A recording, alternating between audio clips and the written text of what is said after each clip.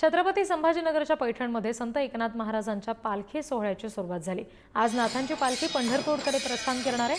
पैठणच्या नाथवाड्यातून या सगळ्या संदर्भात तिथल्या भक्तिमय वातावरणासंदर्भात प्रमुख असणारे रघुनाथ बुवा गोसावी महाराज यांच्याशी आमचे प्रतिनिधी सचिन जिरे यांनी संवाद साधला। बघूया।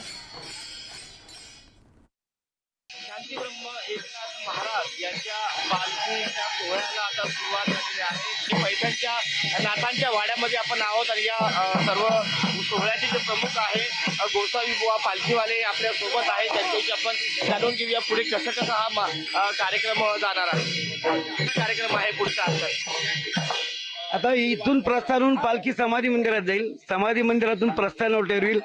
सर्व भाविकांचं दर्शन झाल्यानंतर आश्रम आणि पालखी मार्गस्थ होऊन चणकवाडीला मुक्कामाला जाईल।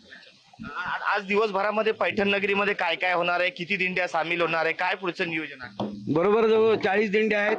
रथाच्या पुढे 5 दिंड्या चालतात, रथाच्या मागे 35 दिंड्या चालतात। या आजचा कार्यक्रम म्हणजे पालखी प्रस्थान करून समाधी मंदिरात जाईल, त्या ठिकाणी विसावेल।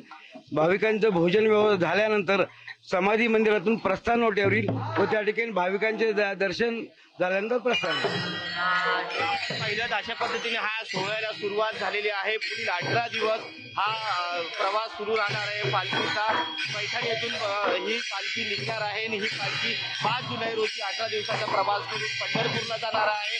पंढरपूरला 5 जुलैला पोहोचल्यानंतर मग परतीचा प्रवास या पालखीचा सुरू होत असतो। तर आज आपण जर पाहिलं तर या ठिकाणी नाथांच्या वाड्यामध्ये अशा पद्धतीने हा गजर सुरू आहे आणि आज ही पालखी या इथून निघणार आहे आणि संध्याकाळी नाथ मंदिर आहे पैठणमधील, त्या नाथ मंदिर समाधी मंदिरामध्ये ही जी पालखीमध्ये ज्या पादुका आहे त्या दर्शनासाठी ठेवल्या जातील आणि त्यानंतर ही पालखी जी मानाची पालखी समजली जाते नाथांची ती पुढे मार्गस्थ होणार आहे। त्यानंतर आपण बाजूलेसह मी सचिन जिरे, पुढारी न्यूज, छत्रपती संभाजीनगर।